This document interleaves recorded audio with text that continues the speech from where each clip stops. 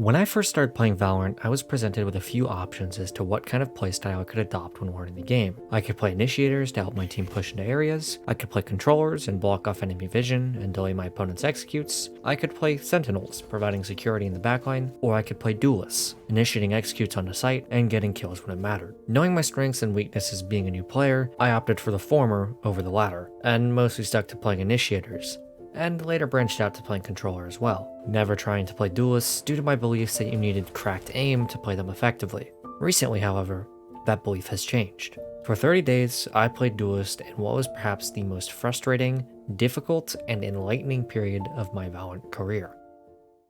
There was a lot for me to learn about playing duelists. Several of the agents that fell under that category I had never even played before, so I wanted to at least try all of them and gain an understanding of which agents I liked, and which ones I should probably avoid. With my experience so low and my options limited, I went with Jett for my first game. The results were less than ideal.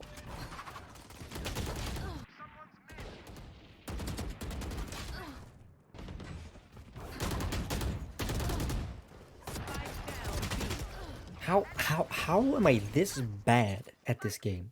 To say I was terrible would be an understatement. I had a horrific first half on Ascent, dying in almost every gunfight, not using utility effectively, and generally acting like it belonged back in Iron. The second half thankfully went much better, as I started to warm up a bit and understand Jett's kit a bit more. Unfortunately, we still ended up with a loss, and I went 15 and 17 in my first game playing duelists. Not a great start, but also not a devastating one. I already felt like I had learned a little bit from the start of the game to the finish. One of the major things I had learned was that I did not like playing Jett. I didn't understand the timing on her dash, and her kit didn't come naturally to me. So I decided to move on, and try some of the other duelists and experiment a bit. I would go on to try Yoru and Reyna, both of which I really did not enjoy personally, and I sucked with both of them. Why are you here? While I think their kits can certainly do well in the hands of the right person, that person was not me. That left me with a few options. Neon and Raze, who I still hadn't played yet, and Phoenix, who I had played a couple times in casual and was relatively comfortable with. Since I was still getting used to duelists, and since I had just had some terrible games on both Yoru and Reyna, I chose to go with Phoenix for my first couple of games, hopeful that my familiarity with them would give me some benefits. Now, unfortunately, due to my experimenting, I had lost quite a bit of MMR, and was almost back into Platinum 2. It wasn't that big of a deal to me, as I wasn't exactly expecting myself to peak while playing outside of my comfort zone. But regardless, I wanted to at the very least stay in Platinum 3. However, my hopes of doing well with Phoenix would backfire, and I would once again struggle as a duelist. This was capitalized by a blowout loss on Pearl, where my performance would be rated at just above miserable. The opposing team also had 2 Smurf accounts who were shit-talking the entire game. And I hate to say it, but this game broke me a little bit. I felt demotivated to keep playing. I wasn't having fun playing duelists, I was dying a lot, not making much of an impact, and losing games in RR in the process. And on top of that, I was on my demo game to Platinum 2. So I did what I normally do when I can't find a way to progress. I took a break. It wasn't very long, just a few days, but it was enough time for me to become motivated again, and try and look at this from another angle. I came back from my break ready to try duelists again, and eager to try and learn and capitalize on my previous mistakes. I had done some overview of my previous games, and asked some of my higher ranked friends for tips on being a better duelist. From this, I came to one overarching conclusion. I needed to stop caring. Now, this may seem a bit weird to some of you at first. After all, I'm playing ranked with a specific goal in mind, that I want to achieve. I should care about that, right? Yes and no. Of course I should care a little about my rank. I don't want to throw games, and I want to actively try and be the best player I can be. The issue I had been having, however, was caring too much, and this made me play duelists wrong. Duelists are meant to open up the map for your team by initiating contact with the enemy. They are generally the first to get a kill, but also the first to die. Reviewing my gameplay, I realized I had been playing duelists like I was still a controller player, sitting in the back line, playing passively and hesitant. I needed to stop caring about my own life and instead look at the game objectively. What do I need to do to get my team onto site? It didn't matter if I died. If I could get my team onto site, I was doing my job. I don't care. Okay, I should have cared a little bit more. I started picking agents outside of my comfort zone, playing both Neon and Raze to some effect. Oh, what is that teammate? Our teammates. Oh god, the random install name Booty Hole. I wasn't necessarily getting a ton of kills, but I was at least making an impact, something that I hadn't really done before. This is the way I began to look at the game. Dying is okay, initiating a site execution is more important. I had to shake the idea that duelists were all about kills and deaths, and instead embrace the idea that sometimes you've just got to put the pressure on the other team. I needed to have confidence to step out of my comfort zone. Before, I played a counterpuncher role. Now I had to be the aggressor. At this point, I was feeling much better about playing duelists, and that I could actually make this work and fit my playstyle. I was now making an impact on games, but I wasn't really getting any kills, or at least not nearly as many as I would have liked to. No, I bounced it! I'm so sorry. Because of this, I turned my mind to learning more about how to take engagements. I watched videos on YouTube about how to take good angles, how to push with your team, and how to be a better duelist. And while it wasn't magic, it certainly at least helped me understand what I was doing, and helped me get into position to make better plays. Thanks to this, I started having a bit of improvement. It didn't always translate directly into wins, but I was getting more kills. I even got match MVP on a win on Bind. Something that I don't do very often. I was starting to finally put things together, learning how to play more efficiently, how to expose myself to risk less, and how to take site as a duelist.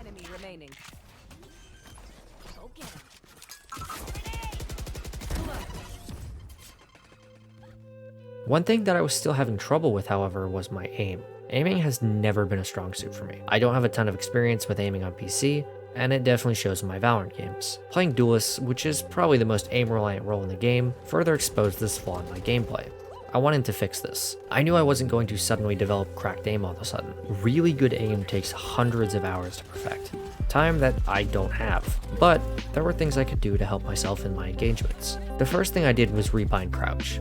I developed this particularly bad habit of auto-crouching into gunfights. I originally did this because it would help me stop moving while shooting, but eventually it became a bad habit I couldn't shake, and would mess with my aim as my crosshair would move, and also make me an easier target in a rank where most people can actually aim like Platinum. Thankfully, rebinding crouch was an easy fix. I stopped automatically hitting the button, and I stopped automatically crouching. The next thing I did was change my sensitivity ever so slightly.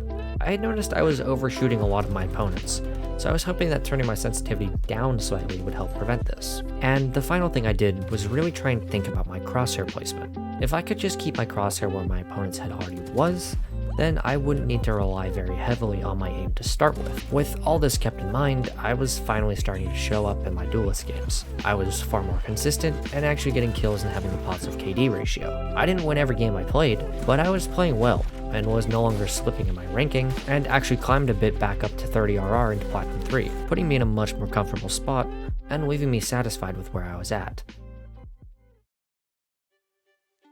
Up to this point, I'd spent a large portion of my time just trying to learn everything I could about being a good duelist. I learned to have confidence, how to take better angles, the usefulness of jump peaks, and some small other things that I could do to enhance my gameplay. I now sat at around halfway through Platinum 3, with 1 week left in my 30 days of playing Duelist. The ultimate goal for me was hitting Diamond for the first time. Unfortunately, this last week of playing came in the exact same week as my university final exams, making it very difficult to queue often while also trying to study. Despite this, I played as much as I could. Knowing everything I learned, I was playing a lot better, consistently dropping 20 plus kills and getting both team and match MVP occasionally. Performing as well as I was, I managed to win a string of games, and I was now just one win away from my goal. Fearful to solo queue, I called 2 of my friends, and I started what I hoped would be my last game on a long road to Diamond. After weeks of work, learning duelists, improving my aim, gaining more game sense, everything came down to this. One last ranked game. I win this, and I'm in Diamond. Lose, and I'm out of time for the challenge. It's win or go home. Okay. We f***ing got this. Every single person in this lobby is Diamond except you. Shit. This game was on Ascent. I was playing Raze because she's decent on this map, and I'd been having some good games with her.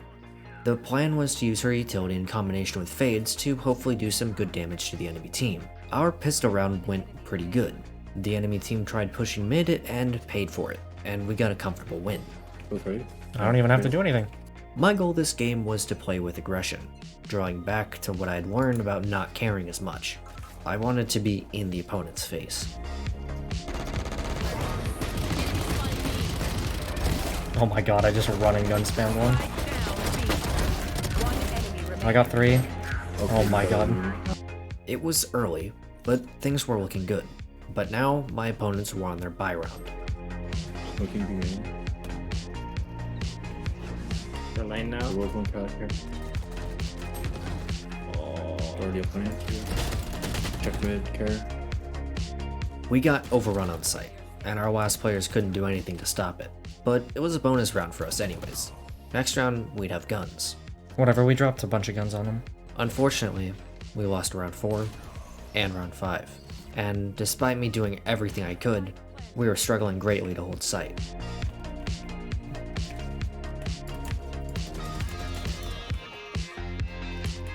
Jett coming up heaven. Huh? Coming up heaven. Nice. We lost round 6 as well. Oh my god, of course! Of course! We were seriously struggling to hold A site, and I didn't know what I could do to stop it. Despite this, I tried my best to keep a good mental state, and maintain confidence. Alright, no, we're good. We got this. This is my rank up game. We don't lose these. Now I was trying to switch to A site and help out my teammates a bit.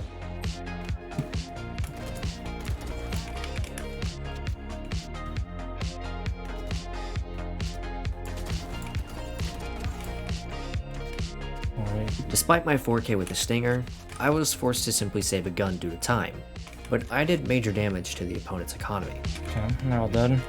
Quad kill with a fucking stinger. Thanks to last round's save, we were now trying to put an op on A to hopefully lock it down. Thanks to the op, I finally saw some action on B, and killed their last player to win the round. We then went on to win another round by literally 3 HP, and then we went on to win the next, firmly stopping the downward slide we'd seen earlier. We went into half 6-6, a close game with ups and downs for both teams. I was doing exceptionally well for my standards, boasting 13 kills in the first half to only 7 deaths. Hopefully I could keep it up, and with our 3 duelist team composition, we could put this game away on attack.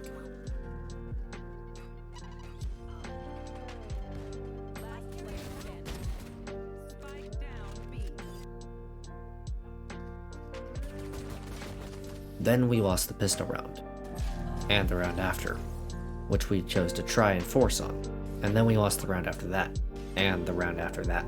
Things were not looking too good. I was playing well, but our team was playing poorly together, and the other team was simply hitting their shots. But again, I kept my confidence high. Hey, we took 3 guns, so with just marshals. And we won the next round. We had a bit of momentum, but it was promptly killed by this Jett, who I did get to shoot in the face at least. Now we were on match point. I took some time to contemplate the situation. We were broke, mentally and economically.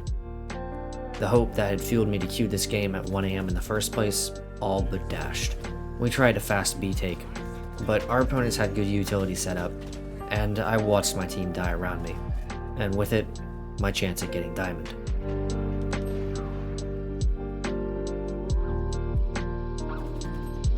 Dejected, frustrated, hopeless, emotions filled my head. This round broke the confidence I'd upheld for the rest of the match. I went to bed knowing the challenge was over, and I had failed at the finish line. Despite everything I had learned, all of the progress I was making personally, I was unable to hit diamond.